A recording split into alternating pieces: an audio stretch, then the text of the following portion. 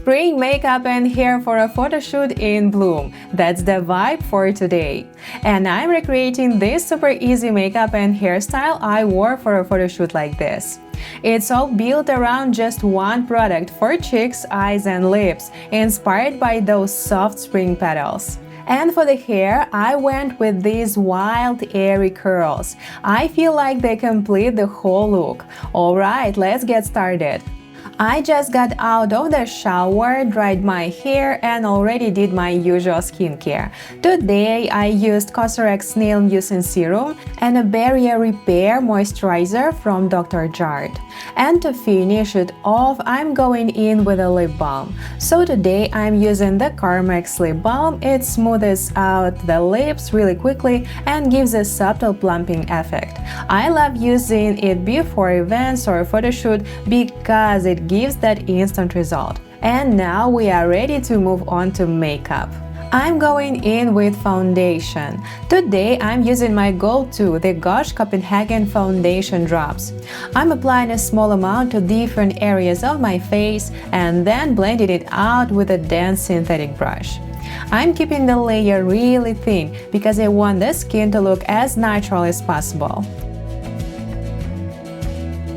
I don't need extra glow or hydration today. I'm going for more of a soft matte natural finish.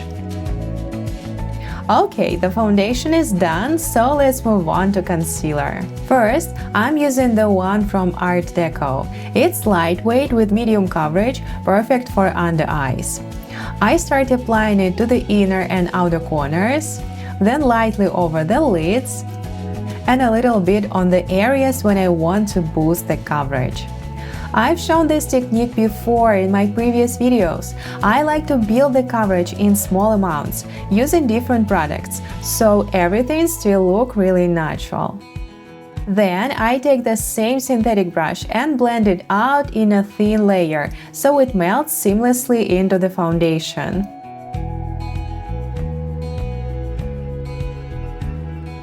And I go in with my finger around the tricky areas, like the under eye crease and the lid, just to make sure everything is blended well. Now everything already looks natural, and most of the imperfections are covered. But I want to add just a little bit more coverage in certain spots. So I'm taking a more pigmented concealer, the Maybelline Fit Me. I'm applying it only where I need it, on small breakouts and any redness. And then I gently tap it in with my finger, so it blends really seamlessly into the skin. It covers everything without adding extra heaviness, and this is honestly enough to fix any remaining redness. Alright, now that the skin looks even, it's time for the star of this makeup. In this look, I'll be using one product for cheeks, eyes and lips.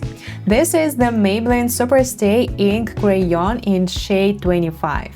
It's a beautiful muted dusty rose. I'm starting with the eyes. I apply a little bit onto the back of my hand, then pick it up with a synthetic brush. And I start applying it onto the mobile lid, slightly going into the crease, but not too high. I don't want to stretch the shape or make it too wide. I'm keeping it quite contained.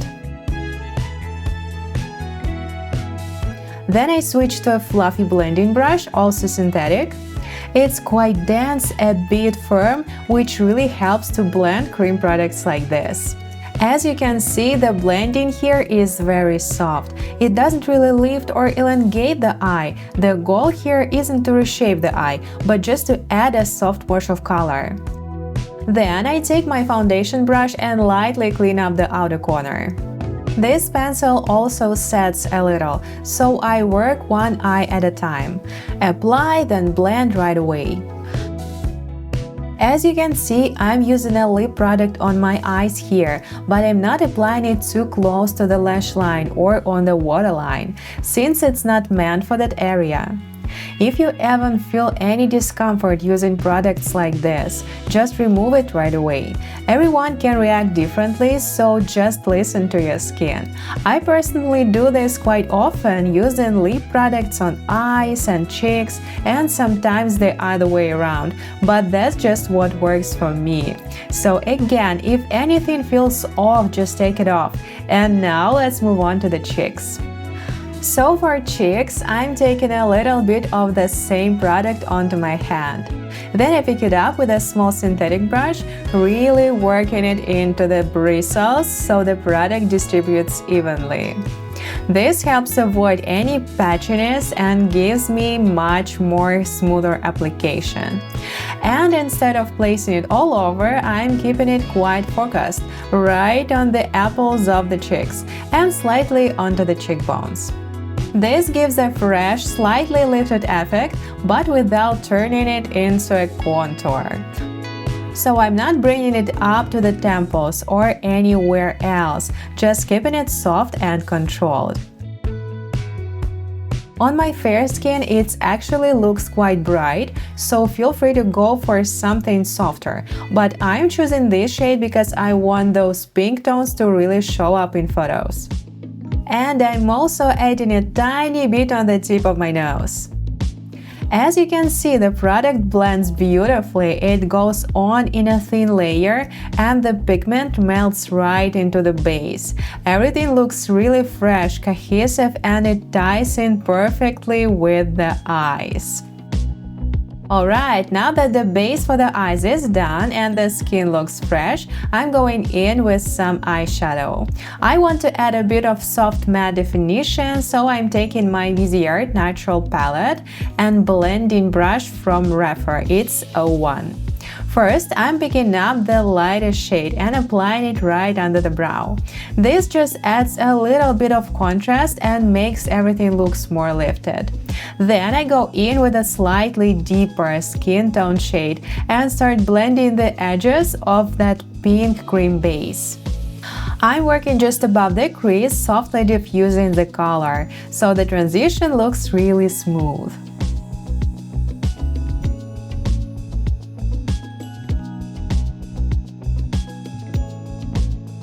Then I switch to a smaller brush, it's Zoeva 231, and take the same light matte shade into the inner corner.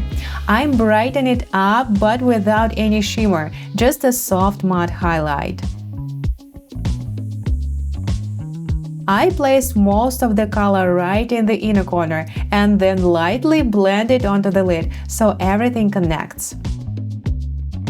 And I slightly build up both the inner and the outer corners, so they look a bit brighter and more defined. Finally, I take the blending brush and go over everything once more, just to really melt the cream and powder together and make the whole eye look seamless. And once the eyeshadow is done, it's time to move on to lashes. This is a pretty simple eye look, so this will be the final step for the eyes. First, I'm lightly curling my lashes. I want the eyes look more open. I'm just using a classic lash curler, which honestly still scares me a little, so I get very focused here.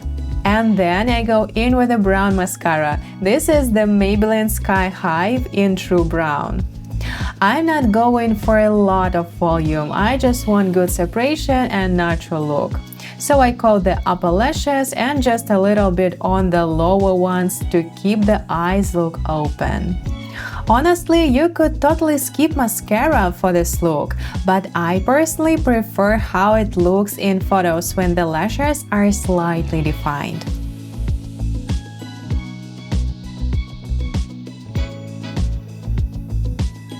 But of course, something goes wrong. I accidentally poke my eyes with the mascara wand and leave a nice big smudge, like very carefully applied concealer. At this point, it's basically a tradition, guys. And since we haven't set the under eye yet, it's going to be a bit tricky to fix. So for now, I'm just going to let it dry and deal with it in a minute. So while the mascara is drying, I'm quickly doing my brows, and then we'll clean up the mess. Today, I'm using brow powder from Anastasia Beverly Hills and an angled brush. First, I brush through the brows and then I go in with the lightest shade. I'm only filling the areas where I'm missing a bit of hair. This gives a really soft, diffused effect. The brows don't look too defined, but they are still visible, which is really important for photos. I've noticed that if I only use a brow gel, sometimes they can look a bit empty on camera. So I like to add at least a little bit of structure, either with a pen, like drawing in hairs, or like today with a powder. For this look, powder works best because it keeps everything soft and natural. No harsh lines, no overly defined shape. And once the brows are done, the mascara is fully dry, so we can clean everything up. I'm using a dry Q-tip to remove the smudges. On the upper lid, it comes off easily because we set that area with eyeshadow. But under the eyes, it's a bit trickier, since we didn't set the concealer there. So as I clean it up, I'm also removing a bit of coverage. So let's just bring it back. I'm just adding a tiny amount of that lighter concealer back and blending it out with a small synthetic brush, just to even everything out.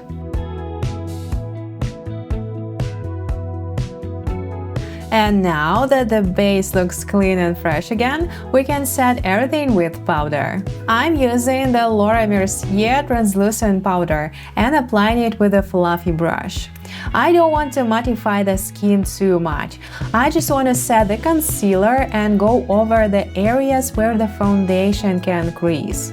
So I start around the nose, the corners of the mouth, and the forehead.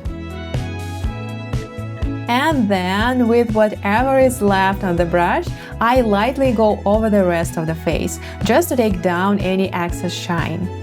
I'm going for a soft, natural matte finish, almost like the texture of a flower petal, very smooth and diffused. And once the powder is done, I'm setting the brows in place. I'm using the Anastasia Beverly Hills Brow Gel to lock them exactly how I want.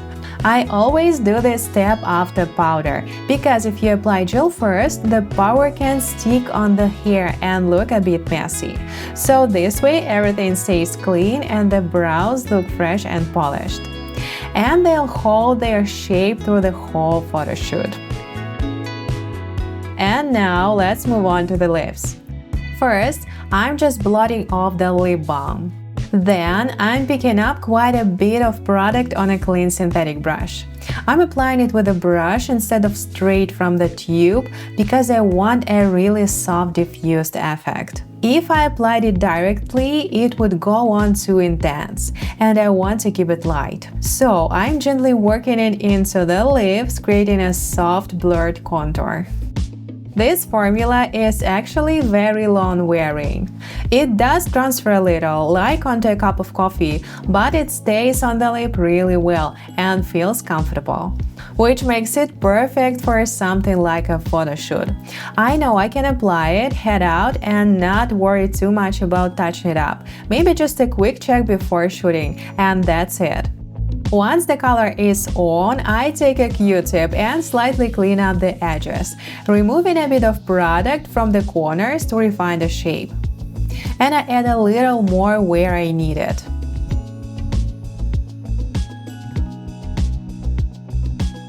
Then I take a tiny bit of concealer to clean up the edges where the color blended out too far, just to make the shape look a bit more precise. And that's the makeup done! It's fresh, soft, and very natural. You don't have to save it just for photo shoots. It's a perfect everyday spring or summer makeup, especially if you want to add a bit of color but still keep everything light and effortless. Alright, the makeup is done, but I want to complete the look with the hair. As you can see, my hair is still straight, but we're about to change that completely. So let's move on to the hair. So my hair is clean, I just washed it. Before blow drying, I applied a heat protectant, so we're safe here. Today we are going for well-defined curls using curling iron. But first I'm brushing through the hair to make sure everything is smooth and tangle-free. And then I'm sectioning it. This is my usual method. I divide the hair into 3 sections, starting with the bottom one, right along the line above the ears. So I've sectioned off the bottom layer and I'm bringing all the hair forward over my shoulders so I can see everything and nothing gets left in the back. Today I'm using a 19mm curling iron to create these wild textured curls. I'm taking slightly bigger sections just to save some time. And as I rub the hair around the barrel, I twist the strand onto a loose rope at the same time. So it goes from flat to slightly twisted, then flat again as it rubs. This creates more of a wave rather than a perfect spiral. I'm mixing a couple of techniques here just to keep the result a bit more natural and less uniform. Some pieces will be more classic curls and some will have some softer wave-like shape. I also alternate the direction. The first strand goes away from the face and the next one toward the face. This makes the hair fall in a more messy, effortless way.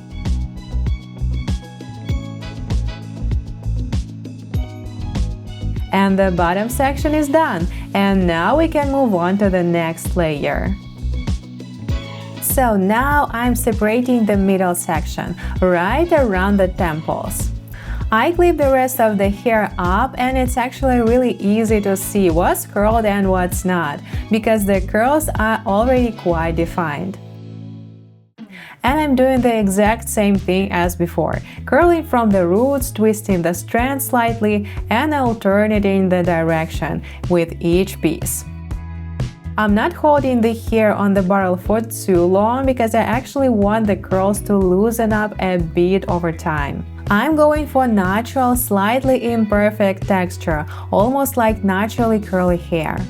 Now as I get to the front pieces, I pay a bit more attention here. I split this section into 2 parts, curling one away from the face and one toward the face. And I always start close to the roots, so the result looks more natural. Otherwise, it can look a bit off when the top is straight and the curl only starts halfway down. You could try something like this with a curling method, but for a photo shoot, I prefer something more predictable. Alright, this section is done, and we can move on to the top layer. I brush through the hair again to keep everything smooth, and then I start dividing it into horizontal sections, working from the back towards the front. I usually end up with around 3 or 4 sections here. And then I curl each strand the same way as before, twisting slightly and alternating the direction. Then I split the remaining hair and keep working my way forward. You can really see how alternating the direction changes the result. One strand goes back, the next one goes forward. This creates more movement and keeps the curls from blending into one uniform wave. And now we are moving on to the very front, the face framing pieces. This part is important because it really affects the overall look. I separate the strands and curl some of them toward the face. You can see how they immediately fall forward and add a bit of softness. And then the next strand goes away from the face, opening everything up. So this is where you can really control the shape, depending on how you want the hair to frame your face. In my case, I don't want a defined part at all. I want the hair to fall in a more random, effortless way. And for these tiny baby hairs, I'm being very gentle.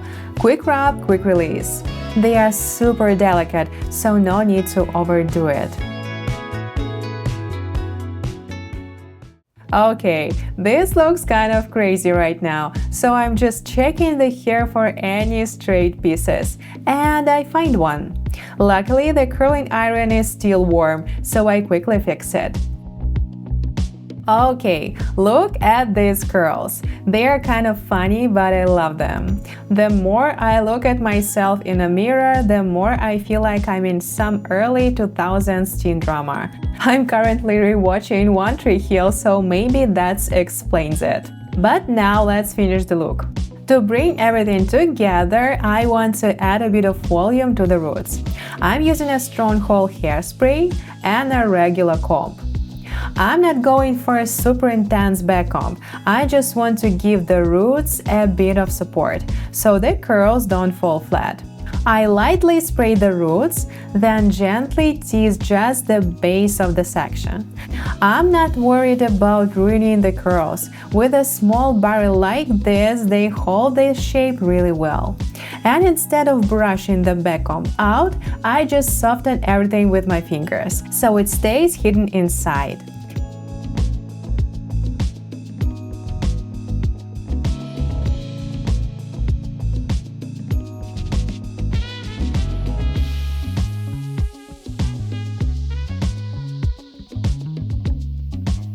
Then I move to the top section and do the same thing, working from the back toward the front.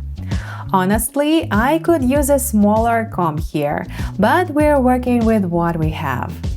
I actually want a bit more of messiness, so it's totally fine. This hairspray is amazing for photos, by the way. It gives that instant hold right when you need it. And once everything is teased, I start arranging the hair with my fingers. I'm not brushing it out, just placing the curls where I want them to sit. So the volume stays at the roots, but everything still looks soft on top. As you can see, the curls keep their shape but still feels light and airy. I can easily change the part, bring more hair forward, or push it away from the face. At this point, I'm just styling it in the way I want it to look on camera.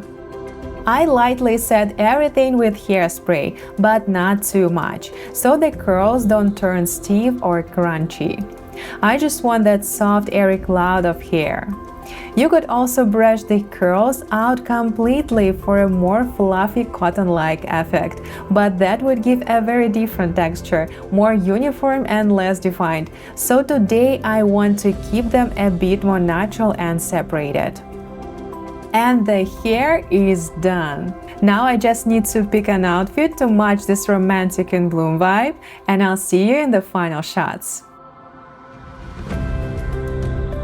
Alright, so I changed into the final outfit. For this shoot, I chose this light sheer mesh blouse. I think it looks really romantic, and pieces like this work so well on camera. And this is the final look. Just look at this beautiful background. The flowers, the light, everything feels so fresh and spring-like. I feel like the whole look really matches the mood. Let me know in the comments, do you like doing photo shoots for yourself? And what kind of looks do you usually go for? Thank you so much for watching. If you like this video, please give it a thumbs up and subscribe so you don't miss my next one. Bye!